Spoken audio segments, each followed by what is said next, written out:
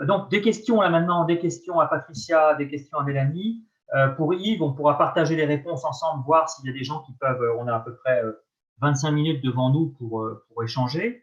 Je commence peut-être tout de suite par une question. Alors, vers Patricia, hein, le temps, n'hésitez pas à rentrer les questions, sur des problématiques de logistique. C'est-à-dire que Patricia, à plusieurs reprises, a dit une des problématiques que l'on a, c'est la fragilité de la logistique à l'échelle mondiale, là je parle. Alors, qu'est-ce que ça signifie? Qu'est-ce que ça veut dire? Est-ce que c'est un problème de transport, un problème d'acteur, un problème de fragilité temporaire? Enfin, temporaire, pardon, ou locale. Oui, en fait, on n'a pas les mêmes problèmes de logistique selon qu'on parle de fret en container ou de fret en vraquier. On n'a pas eu vraiment de soucis sur tout ce qui est alimentation en matière première en vrac, sur des gros bateaux, des Panamax, des Capesize, enfin voilà, tout ce qui a l'habitude de nous approvisionner. Il y a eu ponctuellement, effectivement, par moment dans les ports, des problèmes liés à la pandémie et au fait qu'il n'y avait pas forcément tout le monde au travail. Mais sincèrement, sur cette partie-là, on ne peut pas dire qu'il y ait vraiment eu de gros soucis. Après, là où il y en a eu, c'est sur les containers, parce qu'il y a quand même des matières premières qui partent en containers. Hein, il y a des flux entre l'Australie et la Chine qui sont en containers. Il y a des importations qu'on peut faire aussi de produits plus sur des volumes plus limités qui viennent en container. Enfin bon, bref. Et donc, le problème de container, c'est que quand la Chine s'arrête, en fait, il y avait déjà un déséquilibre important entre les containers à vide et ceux qui reviennent, enfin pleins qui partent vers l'Asie et qui reviennent à vide ou vice-versa. Et ça s'est accentué puisqu'il y a beaucoup de containers qui sont restés coincés en Chine et qui ne repartaient pas, puisque le commerce s'était globalement écroulé. Et donc qui a pu apporter des tensions. Mais la logistique dont j'ai parlé à plusieurs reprises, c'est essentiellement celle qu'on a pu connaître en Inde pour l'exportation du riz, qui est liée en fait à toute la chaîne d'approvisionnement en fait de l'exportation, parce que la logistique en Inde, c'est beaucoup moins, comment dire, structuré que dans d'autres pays, et donc ça demande beaucoup de main-d'œuvre. Il y a eu quand même des confinements assez importants et assez durs en Inde. En Argentine, on a senti moins les choses. L'Argentine a été un des pays les plus confinés parce qu'il y avait 9 mois de confinement. Ils ont commencé en mars, ils ont fini en novembre, là. Sauf que ce n'est pas vraiment un confinement, il y a eu beaucoup de dérogations et au final, c'était surtout la région de Buenos Aires qui était touchée. Donc, eux, il n'y a pas eu trop de problèmes. Mais en Inde, ça s'est vraiment vu et ça s'est vu aussi en termes de, quand je parle de logistique aussi, c'était la logistique au champ. Enfin, aller récolter dans les palmeraies, c'est ce que je disais aussi. Voilà. Mais globalement, en fait, la logistique, d'ailleurs, le prix du fret en vrac, c'est pas écroulé du tout. Il y a eu, enfin, voilà, donc globalement, moi, je trouve qu'il n'y a pas eu tant de problèmes logistiques que ça sur la partie matière première, sur la partie globalement container. Je crois qu'il y a une vraie remise en question aujourd'hui de tout ce qui est flux tendu et aussi de la dépendance de l'Europe au fret vers l'Asie. Je pense qu'il y a beaucoup de choses qui sont en cours. Il y a pas mal d'études qui ont été faites là très récemment. Si ça vous intéresse d'aller voir. Même là, FAO en a sorti une il n'y a pas longtemps. Et puis, il y a beaucoup de transporteurs maritimes qui travaillent sur un certain nombre de scénarios. Donc, voilà. Oui, l'idée sous-jacente, c'était ça, c'était de se dire quelle fragilité intrinsèque sur un certain nombre de pays par rapport à des modes de transport. Avant de poser une question à Mélanie, qui est un peu compliquée, donc c'est pour que Mélanie se prépare, parce qu'il n'y a pas que Mélanie qui peut répondre. Est-ce que ça signifie que la crise du Covid par rapport au marché des matières premières agricoles, notamment quand tu parlais, Patricia, d'avoir levé le voile hein, sur les stocks chinois, ce qui était des secrets de polichinelle, enfin des secrets un peu compliqués parce qu'on n'avait aucune idée de ce qu'il y avait vraiment derrière en fait. Est-ce que ça veut dire qu'on voit apparaître sur les marchés des matières premières agricoles de la vraie géopolitique? Il y en a toujours eu. Alors, en ce qui concerne le lever de voile, ça n'a rien à voir avec le Covid. Hein. Je pense que de toute façon, c'était l'année où ça devait arriver. Ça tombe mal, on va dire. Après, la géopolitique, il y en a toujours eu. Et ce qui est en train de faire la Chine me fait exactement penser à ce qui s'est passé dans les années 70 entre la Russie et les États-Unis. Quand la Russie, en fait, qui avait des stocks tout à fait opaques, a fait un deal à l'époque, ça devait être Reagan, enfin non, c'était Nixon et c'était encore la guerre froide, la Russie vendait son blé au bloc de l'Est et n'était pas sur le marché ou très peu. Et elle a fait un deal avec les États-Unis qui ne se sont pas bien rendus compte de ce qu'ils ont vendu, enfin de ce qu'ils ont signé plutôt, où ils ont fait, et les Russes ont fait un hold-up en fait sur le blé américain. Et une fois que c'était signé, les Américains ne pouvaient plus dire non. Et ça a mis le feu en fait au prix alimentaire aux États-Unis parce qu'ils ont importé beaucoup plus que ce qui était prévu. Et les prix sont restés très élevés pendant 2 ans et c'était un vrai hold-up russe sur les États-Unis. Et là, j'ai un peu l'impression que c'est la même chose. C'est un peu le hold-up chinois sur les États-Unis. Et voilà. Donc, on peut. En fait, globalement, la Chine qui avait un quota d'exportation sans taxe de 7 millions de tonnes, aujourd'hui, on imagine qu'elle pourrait même être pour 50 millions de tonnes sur le marché dans 2 ans. Donc, ça change complètement la face du monde. Hein. Sachant qu'en fait, voilà, c'est bon. La baisse des stocks s'explique par plein de choses en Chine, mais bon, ça peut être un vrai tournant, oui, sur le marché. Et c'est quand même lié en grande partie plutôt à la dégradation des stocks, puisque dans les provinces, en fait, il y a même eu des rumeurs. En fait, cet été, il y a eu des vidéos qui sont sorties qui montraient des stocks pourris, mais on le savait plus ou moins, parce que ça ne peut même pas rentrer en biocarburant. Donc, c'est vous dire l'état quand même des maïs. Et en fait, c'est pas, voilà, il y a beaucoup de silos, c'est pas aussi structuré qu'on pense. Et au niveau des provinces, il y a eu beaucoup de, il n'y a pas eu d'investissement dans ces lieux de stockage et beaucoup de maïs qui s'est abîmé. Ouais. Donc, pour le blé, on n'en sait rien. Bon, pour le blé, je pense que c'est moins important, mais voilà ce qu'on peut en dire. Donc, je ne sais plus le début de la question, je suis désolée. Non, mais c'était parce que c'était la problématique Ah oui, la géopolitique. Ben voilà. Non, mais la géopolitique, en fait, globalement, de toute façon, elle est toujours là. On en a reparlé aussi quand, effectivement, des gens ont reproché à la France de continuer à vendre du blé à l'exportation au début de la crise de la Covid, sachant que, globalement, quand même, effectivement, on exporte et qu'on a énormément de pays qui dépendent. Enfin, il y a finalement 8 grands exportateurs au niveau mondial, c'est tout. On ne produit pas du blé partout et il y a des pays qui ne peuvent pas produire leur blé, quoi qu'on le veuille. Alors après, peut-être, on l'espère, il y en a qui développeront leur production de blé en Afrique. Il y a de la possibilité, on peut y arriver, mais il faut investir. Donc aujourd'hui, dire qu'il faut arrêter de produire du blé et de plus l'exporter, c'est assez. Enfin, je pense que ça, c'est pas le propos. Surtout qu'on n'a jamais manqué de rien et que la France a montré qu'effectivement, on est un produit agricole où on a une diversité, d'ailleurs que n'ont pas les autres pays. Nous, on dépend par exemple beaucoup moins du soja parce qu'on a beaucoup de colza et de tournesol, ce que n'ont pas d'autres pays européens. Donc voilà. Non, mais la géopolitique, oui. Là, ce qui est en train de faire la Russie a annoncé une taxe de 25 $, à la tonne sur son blé depuis hier. Bon, ça ne changera pas du tout la face du monde, mais ça impacte les marchés et c'est bien des décisions gouvernementales à un moment donné. Et puis, la Russie, en fait, aujourd'hui, est en train sur le blé, si elle s'est vraiment développée, c'est parce qu'elle a passé des accords avec un tas de gens et que c'est son arme géopolitique. C'est son arme la plus importante aujourd'hui au niveau mondial. Et c'est un peu dommage, effectivement, que la France ne comprend pas alors qu'on est en termes de volume et de chiffre d'affaires, on est assez incontournable aujourd'hui dans les exportations mondiales et on ne s'en sert pas du tout au niveau diplomatique. Oui, c'est un peu dommage. Je pense qu'il y a une prise de conscience là quand même, mais bon. On a du retard par rapport à la Russie. Là. Je pense que ça va être un peu compliqué parce qu'il y a du pétrole entre les deux. Nous, on n'a pas ces matières premières-là. Donc,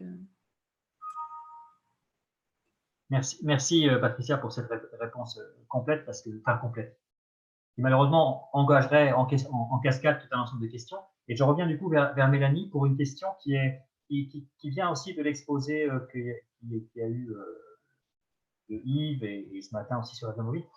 Alors c'est une question qui paraît un peu particulière, qui est l'augmentation continue en fait de steak haché, quelle que soit sa forme depuis 30 ans. Là, on va dire qu'on est à 50% de la viande bovine consommée de cette façon-là. Donc, nous, du côté animal, donc on dit, ça monte, mais jusqu'à où ça va monter? Parce qu'à côté de ça, il y a aussi des tendances, et quelles sont-elles? Des tendances lourdes de diminution de consommation de viande rouge, on va dire. Donc, comment on voit ça du côté du nutritionnisme, du côté de l'alimentation, en disant, oui, en fait, alors sur le territoire français, là, si on parle sur la France, voilà, qu'est-ce qui va se passer en termes de, est-ce qu'on va continuer à augmenter ça ou est-ce qu'il va y avoir des divergences par rapport au steak haché? Parce que après, ça a des importances pour nous pour la valorisation des animaux, puisqu'on ne les valorise pas pareil si en steak haché ou en morceaux entiers. Alors, je ne sais pas si Mélanie peut répondre, il faut essayer. Oui, bah, du coup, effectivement, j'étais assez étonnée de voir ces chiffres d'augmentation du steak haché, et notamment, pendant le confinement et pendant la covid. Si je devais, alors là, c'est vraiment, des hypothèses, hein. Si je devais me expliquer, je dirais qu'il y a eu, quand même, un gros impact sur les habitudes, alimentaires, dans le sens où, il n'y avait plus de cantine, ni pour les enfants, ni pour les parents, que le steak haché représente un produit, en particulier lorsqu'il est surgelé, qui peut être conservé pendant longtemps, et qui est facile finalement à cuisiner. On va dire, c'est facile de l'utiliser dans des plats. Donc, c'est peut-être ça qui a boosté un petit peu, de ce point de vue-là. Après, oui, pour les tendances à plus long terme, nous, ce qu'on observe, et là, on le voit un petit peu dans les graphiques que j'ai montrés, c'est que on est plutôt sur une tendance à la diminution, des produits animaux. Alors, en particulier dans la cohorte Nutrinet, puisque, bon, encore une fois, le profil de la cohorte fait que ce sont des personnes plutôt plus éduquées, plutôt plus intéressées, par les problématiques de nutrition, de santé, de durabilité de l'alimentation, de ce genre de problématiques. Donc déjà, les consommations de viande rouge ne sont pas très élevées dans la cohorte par rapport à la population française. Et on a effectivement le développement de profils de personnes qui vont sur des régimes plutôt plus flexitariens, sans aller jusqu'au végétarien, mais déjà sur la réduction de consommation de viande rouge. Donc, je ne sais pas trop quoi apporter comme réponse de plus sur l'aspect, voilà, viande hachée, mais effectivement, il y a plusieurs tendances, puisqu'on a la tendance, des fast-food. Je voyais une question aussi qui était liée à ça, voilà, sur effectivement les fast-food qui utilisent beaucoup, hein, de ces produits de steak haché. Après, moi, j'aurais tendance à dire que la tendance dans les années futures va plutôt vers une diminution en quantité. Mais peut-être que les personnes, voudraient aller vers plus de qualité. Mais encore une fois, là, je me place vraiment, ça dépend vraiment des profils des personnes, puisque, des profils CSP+ vont peut-être aller effectivement vers une diminution de la fréquence et une augmentation pour mettre plus de budget, sur des pièces, de viande, peut-être plus chères, alors que des populations, qui ont moins de revenus, vont aller vers des pièces les plus accessibles, pour consommer de la viande, voilà. Vous ne Merci. pensez pas quand même qu'il y a un problème d'économie là-dedans? C'est-à-dire qu'avec la crise économique là, qu'on va se prendre de plein fouet, on risque quand même d'avoir un report sur des viandes effectivement peu chères, et le steak haché, justement, c'est ce qui… Oui. Bon, c'était déjà une tendance, mais… Oui, je suis d'accord. Effectivement, avec ce que je disais, c'est que les revenus, le revenu est quand même un levier très fort, des consommations alimentaires.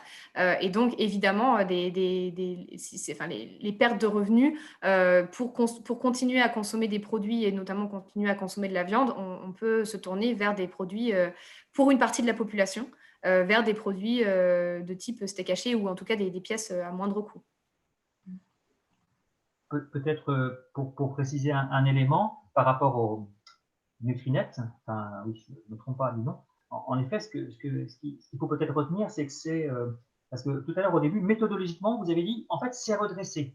C'est redressé statistiquement, etc., etc. Or, il semblerait que ce ne soit pas représentatif, en fait, de la population.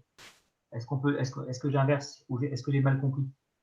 Oui, en fait, ce qu'on peut redresser, c'est, finalement la distribution de point de vue âge, sexe, CSP, région, et cetera. Donc, on va finalement, donner plus de poids à des réponses, de personnes, qui sont sous-représentées, pardon, dans la cohorte. Donc, leurs réponses vont avoir plus de poids que, celles, qui sont surreprésentées, d'un point de vue purement statistique. Par contre, on ne peut pas changer le profil, psychologique et d'intérêt, des personnes qui sont dans la cohorte. Donc évidemment, il y a un peu un biais de ce point de vue-là, comme je le disais, en particulier sur les questions de modification des comportements alimentaires, durabilité et tout. Il n'empêche que, dans la cohorte, les comportements alimentaires sont loin d'être idéaux d'un point de vue, santé. C'est bien pour ça que nous, on peut quand même faire des études, puisque en fait, on a des personnes qui ne respectent pas les recommandations nutritionnelles. Enfin, on est quand même très loin d'avoir l'ensemble de la cohorte qui mange de manière parfaitement cohérente avec les recommandations actuelles. Donc, à la fois, oui, on a ce biais un petit peu d'intérêt plus marqué pour la nutrition.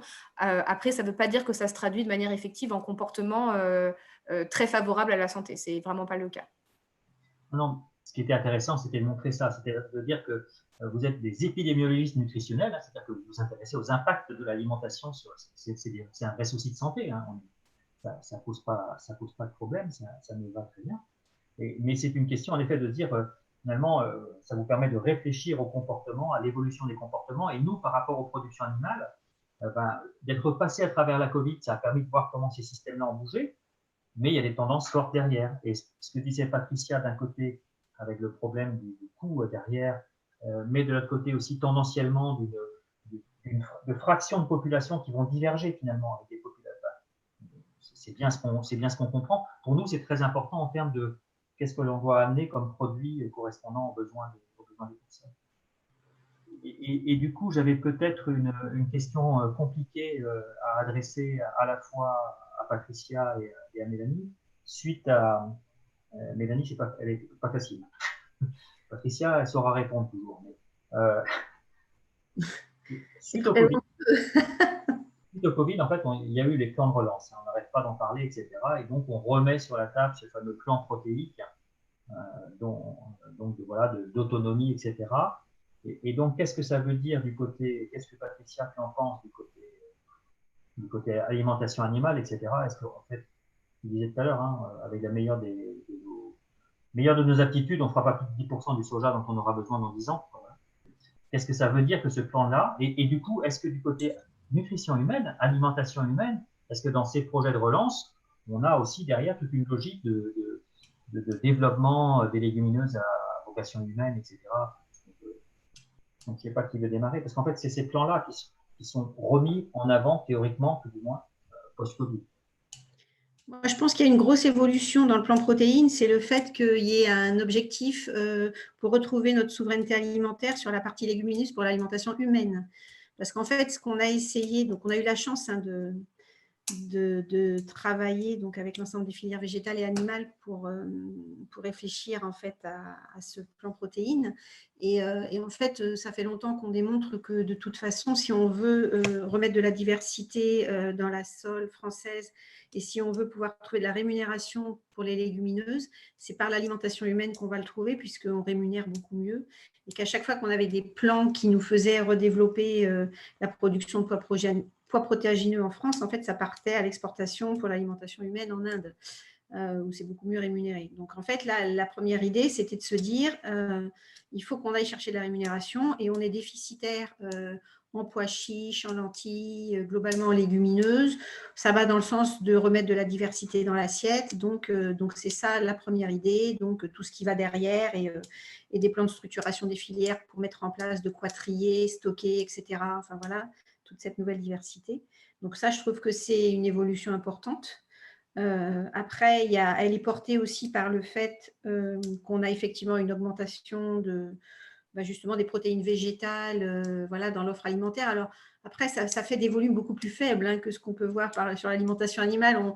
On est submergé d'informations sur les protéines végétales en alimentation humaine, mais quand on regarde les volumes, c'est des choses qui restent quand même assez, pas anecdotiques, hein, c'est pas ce que je veux dire, mais bon, ça n'a rien à voir, on n'est pas du tout dans les mêmes volumes. Donc, il faut aussi faire attention à la façon dont on reçoit cette information-là. Après, sur la partie alimentation animale, oui, il y a des choses très intéressantes. Bon, alors, il y a tout ce qui concerne effectivement les filières soja de France, soja européen, etc. Mais quoi qu'on veuille, on ne pourra pas faire plus que ce que nous permet les semences dans 10 ans, puisque le temps long de la sélection génétique semencière, c'est 10 ans et il faut qu'on puisse arriver effectivement à produire du soja plus haut que ce qu'on faisait aujourd'hui. Mais il y a un vrai, de tout ça, on n'aura aucun problème à trouver des débouchés pour nos soja, puisqu'il y a une vraie demande, notamment peut-être même plus en bio d'ailleurs qu'en conventionnel. Et dans l'augmentation de la solde des oléoprotéagineux, il y a une grosse part quand même qui vient sur le bio. Presque autant qu'en conventionnel en termes de progression, même plus des fois, selon les produits. Et parce que c'est là aussi où on rémunérera plus facilement les gens. Et après, il y a un vrai souci, enfin moi je vois un vrai souci quand même, c'est la montée, la premiumisation en fait des filières animales françaises, que ce soit le bovin viande et le passage tout label rouge du cheptel bovin. En plus non OGM, le fait de monter aussi, la premiumisation dans la volaille, je ne suis pas persuadée que ce soit ça que recherche le marché. Je trouve qu'il y a de la place et il y a un poulet dont on ne parle pas beaucoup, qui a été mis sur le marché, là, qui me semble répondre effectivement complètement à la demande, qui est entre un poulet standard et un poulet label, et qui répond aux critères des gens qui vont vouloir du non-OGM, qui vont vouloir du bien-être, sans payer trop cher, parce que c'est ce que je vous disais, c'est l'arbitrage coût-bénéfice, et avec un poids aussi sans doute intermédiaire. Donc je pense qu'il y a des repositionnements sans doute. Je pense qu'il faut vraiment faire attention à la partie économie, parce qu'on n'aura pas en permanence tout le temps derrière nous des aides pour mettre tant de bio dans les cantines. Et puis le bio dans les cantines, c'est pas trop sur la viande, c'est pas sur la produit cher qui vous. Enfin bon. Donc voilà. Donc faut pas perdre de vue l'économie et réussir à. Et donc dans le plan protéines, il y a surtout la structuration des filières. C'est ça qui est mis en avant. Et c'est ça aussi la nouveauté. Mais bon, il y a plein de freins, il y a des leviers.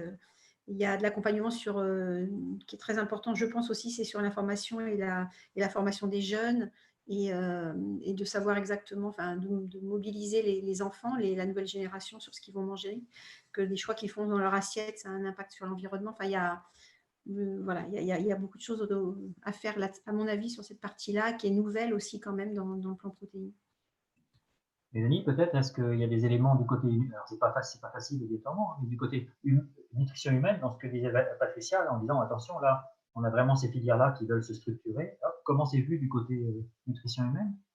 Alors, ce qui est sûr, c'est que les légumineuses, c'est vraiment d'un point de vue nutritionnel, c'est vraiment des aliments qui sont très intéressants et qui sont sous-consommés à l'heure actuelle en France par manque de.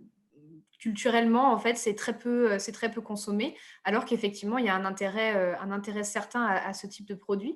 Donc, c'est avec toute la tendance qui était présentée également sur le local, ce genre de choses, c'est vrai que la structuration d'une filière, donc de la filière légumineuse en France, moi, me paraît effectivement un enjeu important. Et comme le soulignait Patricia, il y a aussi un enjeu très important d'éducation au niveau du consommateur pour de toute façon, dès le plus jeune âge, puisque pour que ça puisse rentrer comme une habitude et que ça paraisse naturel, mais aussi chez des adultes, de montrer finalement, de donner des idées de recettes, de recettes avec des légumineuses pour favoriser cette consommation, puisque d'un point de vue santé, à la fois santé humaine et santé plutôt environnementale, il paraît mieux de favoriser la consommation de légumineuses, d'augmenter donc cette consommation de protéines plutôt végétales et de diminuer les protéines animales. Moi, je ne parle pas de supprimer, mais voilà, de rééquilibrer un peu, de rééquilibrer un peu le ratio entre les deux, avec un intérêt certain des légumineuses. Oui. Je sais pas, moi j'ai pas suivi. Enfin, j'ai pas suivi. Il y a eu donc avant le Covid là le positionnement de Herta sur des knackis végétaux avec des farines de pois, des farines de blé dedans et je crois d'ailleurs des essais aussi dans des cantines pour voir si c'était bien accepté par les enfants et s'ils aimaient ça. Je ne sais pas si ça a percé ou pas en fait, parce qu'il va falloir effectivement les rendre un peu sexy quoi pour que ça soit mangé par les enfants et je trouvais que c'était une bonne initiative, mais je ne sais pas si finalement ils ont réussi à atteindre les parts de marché qu'ils voulaient, j'en sais rien. Alors, il y a une autre problématique, une autre problématique avec tous ces nouveaux aliments, justement, un peu plus sexy pour favoriser les protéines végétales versus protéines animales. C'est tout l'aspect, justement, ultra-transformation, additif. Donc, si les produits, c'est finalement de mélanger des lentilles, des pois, etc., et d'en faire un aliment qui est plus attrayant pour le consommateur, pourquoi pas, mais à l'heure actuelle, on se pose un peu des questions sur justement tout l'aspect formulation des aliments, additifs, utilisation d'ingrédients purifiés, etc. C'est des questions qu'on se pose, on n'a pas encore la réponse, des recherches qui sont en cours. Et donc, si ça veut dire passer à plus de protéines végétales, mais d'un autre côté, augmenter la part d'aliments ultra transformés dans le régime, je pense que là encore, il y a un peu de balance à faire. Peut-être que ce qui pourrait être intéressant, c'est d'encourager de toute façon, essayer de faire en sorte que les personnes consomment plus d'aliments bruts, finalement, reviennent à des aliments bruts, reviennent à faire des recettes simples. Hein. On ne parle pas de faire de la cuisine de grand chef, hein, de refaire des recettes simples qui utilisent de manière plus diversifiée tout le panel d'aliments qu'on a à disposition en alimentation humaine avec une variété de produits, d'espèces, de tout ce qu'on veut voilà, c'est ce qui paraît bénéfique à tout niveau. Merci, parce que là, je dois conclure, en fait. Merci en tout cas à toutes les deux. Alors, ce qui m'a beaucoup embêté, c'est que Yves n'était pas là, mais heureusement, parce qu'il est encore plus bavard que vous. Donc, ça aurait été, vous n'auriez pas pu en placer une. Mais l'idée qui était derrière, c'était quand même, moi j'ai trouvé, c'était cette convergence par rapport à ce que disait Patricia, notamment sur la problématique économique, hein, qui est vraiment fondamentale derrière. Et de l'autre côté, par rapport à ne pas lâcher la propre l'ombre sur protéines végétales, protéines animales, cette notion d'équilibre, mais que nous, en tant qu'on a vu à travers ces tendances lourdes, mais aussi au moment du confinement, qu'il y avait beaucoup de leviers sur lesquels on pouvait jouer, nous, en tant que filière animale, pour nous associer, en fait, à ces filières végétales, je sais pas, fonctionner collectif, fonctionner ensemble. C'est-à-dire qu'il n'y a pas d'opposition, en fait. Comme disait Patricia, c'est formidable si on peut avoir dans l'assolement des protéines végétales à destination de l'alimentation humaine, parce que ça améliore les revenus des agriculteurs en tant que tel aussi, il ne faut pas oublier, hein, et ça enrichit le fonctionnement. Et de l'autre côté, ça donne une diversité, mais une diversité qui économiquement doit être atteignable par tout le monde et mangeable, en effet. Parce que nous, notre grand problème, c'est que c'est un peu de la, on est entre nous, on a le droit d'être un peu violent, hein, de la fausse viande, des faux œufs, des faux je sais pas quoi, voilà, bon, ça nous va pas tellement. En tout cas, oui, vas-y, Patricia. Oui, non, je dis quand même que les légumineuses, elles vont être aidées, au-delà du plan protéines, elles vont surtout être aidées par la PAC avec les paiements pour services environnementaux.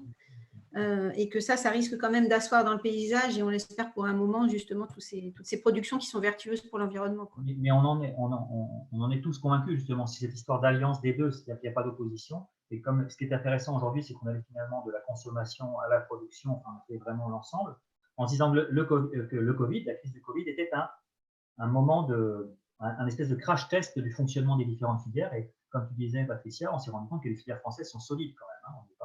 On n'est pas chez Joe le rigolo, quoi. Donc pour nous, c'est très positif. Mais derrière, ça implique des transitions et des changements très rapides, notamment avec les enjeux mondiaux que pouvait montrer Yves, notamment. Je vous remercie parce que malheureusement, on doit arrêter. Je dois juste vous donner deux informations, sinon mon back-office va me taper. C'est qu'il y a un livre de l'Académie d'agriculture qui existe maintenant sur la crise du Covid, hein, il y a des réflexions qui ont été faites, voilà. Et je crois, mais je ne suis pas entièrement sûr, qu'on va vous proposer de faire un petit sondage juste maintenant. Voilà, il apparaît maintenant. Donc n'hésitez pas à le remplir. Et surtout, je remercie vraiment tout le monde pour la venue, en étant désolé toujours de ce format qui empêche le dialogue collectif, hein, mais on se dit en tout cas au plaisir de vous retrouver. Merci en tout cas.